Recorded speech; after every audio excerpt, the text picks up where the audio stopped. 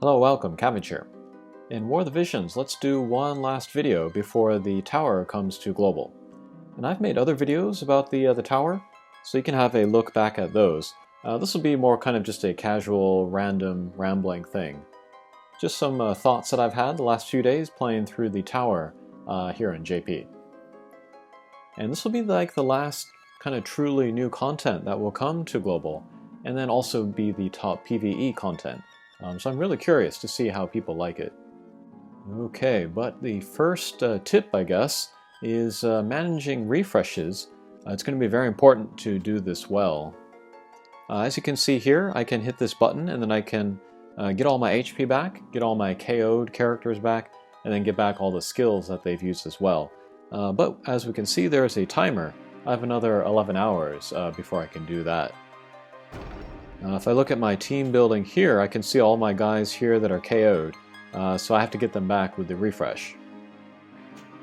On the one hand, you do want to get the most out of every refresh, but on the other hand, you also want to get the most refreshes possible. Doing both of those things well will increase your chances of getting to the top of the tower.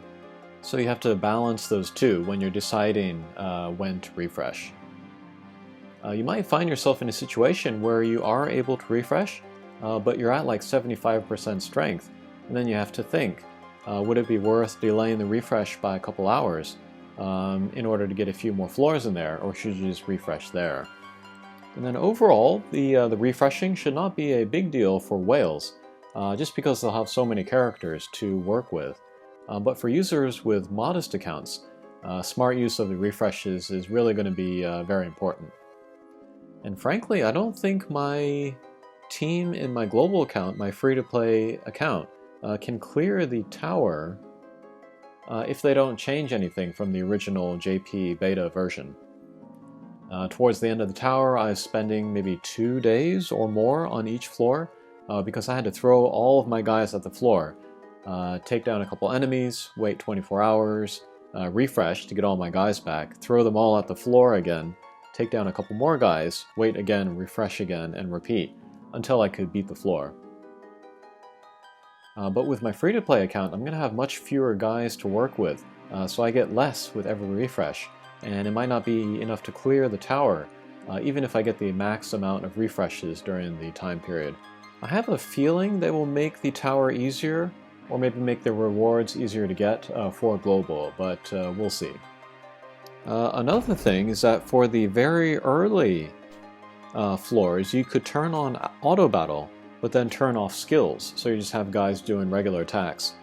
And then like people with ranged attacks like gunners or hunters, they could be good. Evade as well. Those low-level enemies are going to have low accuracy, so that could be good against them. And then another very important thing is reaction skills. We can look at Ayaka here. But my favorite reaction skill to use in tower is a Regenerator, because that's basically free heals if you are hit.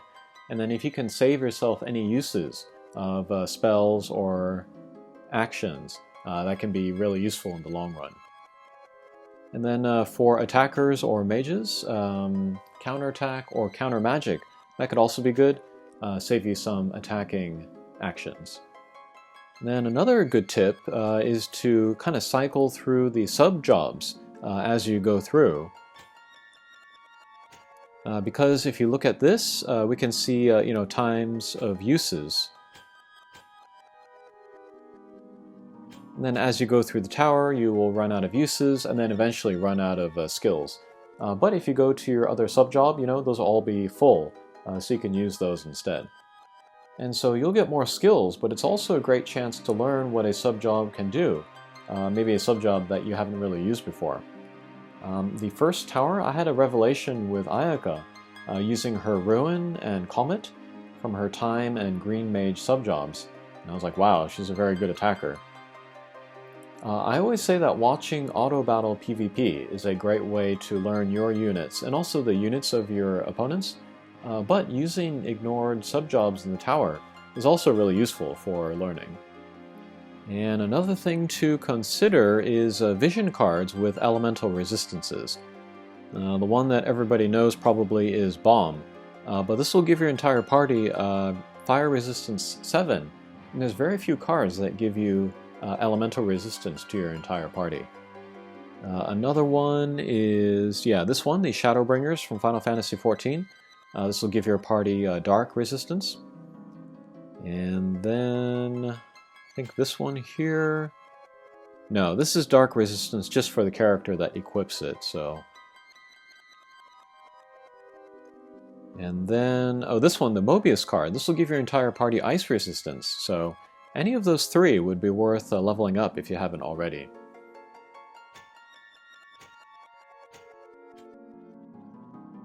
And then you can look at the roster of the guys that you're going to go against. So like all wind characters here, you can use a wind element resistant card there. And looks like lots of archers as well, so you could give attack type resistances as well.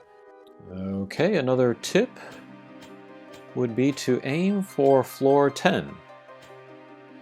If the rewards are the same as they were in JP, we'll get a 10-shot summon ticket from clearing floor 10. This is a goal I think achievable by everyone, even brand new players, if they refresh enough times. If the Crimson Saber is on floor 20 like it was in JP, and I hope it isn't, that will be a goal out of reach for many players. So it could be less stressful just to aim for floor 10 and call it a day. Big part of this game is setting practical goals for yourself. Just because it's in the game doesn't mean that you have to do it. It also doesn't mean that you have to do it right away. Next is talking about resetting the tower. Once you beat this last floor, in this case level 30, you can reset the tower and then start again from 1, so that you can go through, get different rewards, which will specifically be good for raising the levels of Crimson Saber or whatever the item is.